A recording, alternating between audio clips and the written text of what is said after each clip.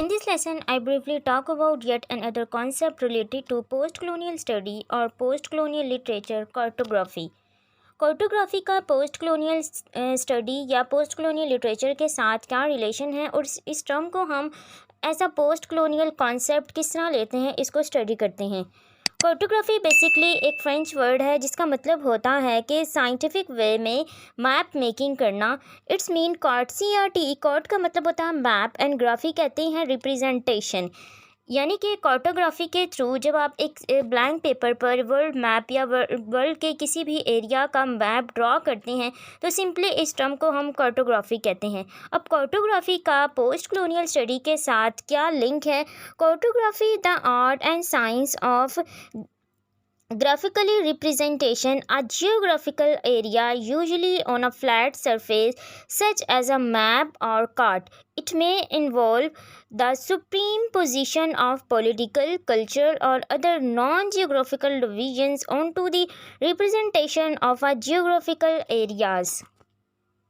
Just imagine जब हम अपनी वर्ल्ड हिस्ट्री के बारे में स्टडी करते हैं तो इसमें हम वर्ल्ड में ऐसे कंट्रीज़ देखते हैं जिनको एक नेम असाइन किया गया होता है और कुछ ऐसी प्लेसेस होती हैं या कुछ ऐसे कंट्रीज़ होते हैं जिनको अननोन कंट्रीज़ कहा जाता है। क्योंकि जब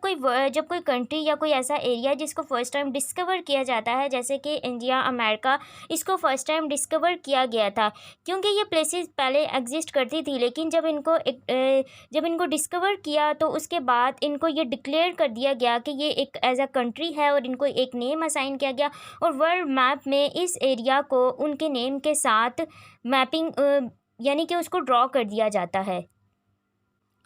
अब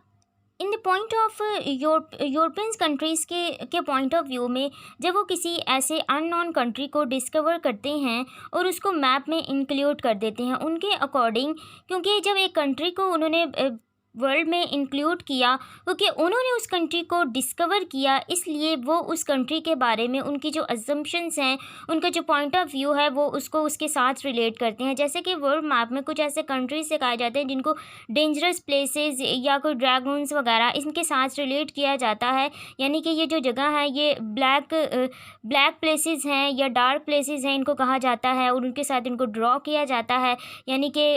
वर्ल्ड के साथ इन चीज़ों को रिलेट करके वो ये चीज़ दिखाते हैं कि ये डेंजरस प्लेसेस हैं यूरोपियन कंट्रीज़ या इन यूरोपियन के पॉइंट ऑफ व्यू से। तो सिंपली जब हम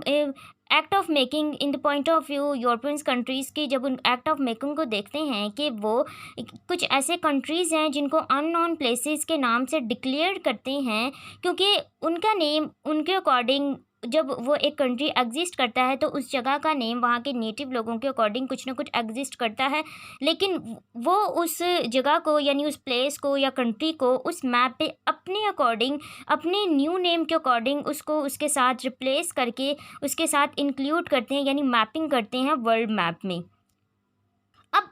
ये सब जो डिस्कशन है यानी कि वर्ल्ड मैपिंग या एक्ट ऑफ मैपिंग की जाती है यूरोपियन कंट्रीज़ के थ्रू, तो इसको हम कॉलोनियलिज्म या पोस्ट कॉलोनियलिज्म के साथ इस तरह लिंक करते हैं कि जो यूरोपियंस हैं जब इन्होंने फर्स्ट टाइम कॉलोनीज़ बनाना स्टार्ट की तो इन्होंने जो इनका टारगेट था ऐसे कंट्रीज़ थे जो बैकवर्ड एरियाज़ थे या ऐसे कंट्रीज़ जिनको डिस्कवर नहीं किया गया था, वहाँ पर उनका जो कल्चर है, पॉलिटिकल सिस्टम, इकोनॉमिक लेवल पे वो बहुत ज़्यादा लो थे और उनका जो कल्चर था वो भी उनके अकॉर्डिंग एक इन्फीरियर था।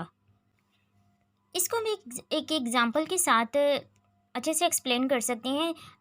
जोसेफ कॉनरैड का एक नावल है हार्ट ऑफ डार्कनेस, उसमें जो मार्लो कैरेक्टर है जो कि इस नावल का नरेटर है, वो जब अपनी सफ़र के लिए जाता है, यानी कि ये पूरा नावल जो एक स्ट्रीम ऑफ कॉन्शियसनेस वे में इस तरह दिखाया गया है कि एक स्टोरी टेलिंग है जो वो शिप पर बैठ के जो है मार्लो हैं वो अपनी एक सफ़र के बारे में इनको बताते हैं। तो उसमें वो स्टार्टिंग में वो क्या बताते हैं कि उनको शुरू से ही उनकी लाइफ का एम था कि वो वर्ल्ड का टूर करें और वर्ल्ड के ऐसे कंट्रीज़ को एक्सप्लोर करें जो इन्होंने पहले ना देखे हुए, स्पेशली मैप्स पर ऐसे कंट्रीज़ जो कि डार्क कंट्रीज़ हैं या डार्क प्लेसेस के नाम से हाईलाइट की गई हैं उनको देखने का इनको ज़्यादा शौक है। तो यही चीज़ जो है ये इस नावल में कार्टोग्राफी के साथ रिलेट की जाती है कि जब उन्होंने उस जगह को अफ्रीका को यानी एक डार्क प्लेस डिक्लेयर कर दिया मैप पर, तो इट्स मीन उन्होंने उसको कॉलोनाइज़ कर दिया, क्योंकि ये कॉलोनाइजेशन की एक स्कीम होती है कि वो ऐसे कंट्रीज़ को कॉलोनाइज़ करते हैं, यानी वहाँ पर अपनी कॉलोनीज़ बनाते हैं जिनको वो अपने से कमतर समझते हैं, बैकवर्ड समझते हैं, और इसीलिए उनको ऐसे नेम्स के साथ वो मैप पर डिक्लेयर करते हैं। तो लिटरली अगर हम देखें तो कार्टोग्राफी का पोस्ट कॉलोनियल स्टडी के साथ यही इसका मीनिंग बनता है कि जो एम्प्टी स्पेसेस हैं या अननोन स्पेसेस हैं उनको कॉलोनाइज करना, वहाँ पर अपनी कॉलोनीज़ बनाना। लेकिन अगर हम इसका एक मेटाफोरिकली इसको देखें तो इसका मतलब होता है कि जो वहाँ के नेटिव्स हैं, उनका कल्चर, उनकी जो पॉलिटिक्स है, उनको निगलेक्ट कर देना, यानी कि उनको ख़त्म कर देना कॉलोनीज़ के थ्रू। इट्स मीन कि जो यूरोपियन कंट्रीज़ हैं वो ऐसे यानी कि एम्प्टी स्पेसेस या अननोन कंट्रीज़ जो होते हैं, इनको वो इनके कल्चर के साथ इस तरह डिवाइड कर देते हैं कि उनका जो एक सिस्टम होता है वो डिस्ट्रक्ट होकर रह जाता है। इसी तरह जैसे कि कश्मीर है, पैलेस्टाइन है, ये ऐसे कंट्रीज़ हैं जिनके ऊपर डिफरेंट कंट्रीज़ का क्लेम है कि वो इनकी टेरिटरी यानी इनके वर्ल्ड मैप इनके एरिया के साथ रिलेट करते हैं। जैसे कि कश्मीर पर पाकिस्तान और इंडिया, इनका एक क्लैश है कि इसको पाकिस्तान या इंडिया के साथ लिंक किया जाए। इन शॉर्ट,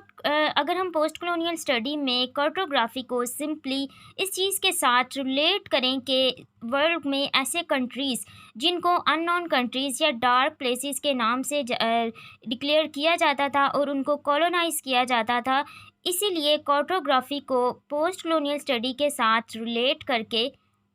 हम ये कंक्लूजन निकाल सकते हैं कि वर्ल्ड मैपिंग के थ्रू जो कॉलोनाइजेशन है वो की जाती है।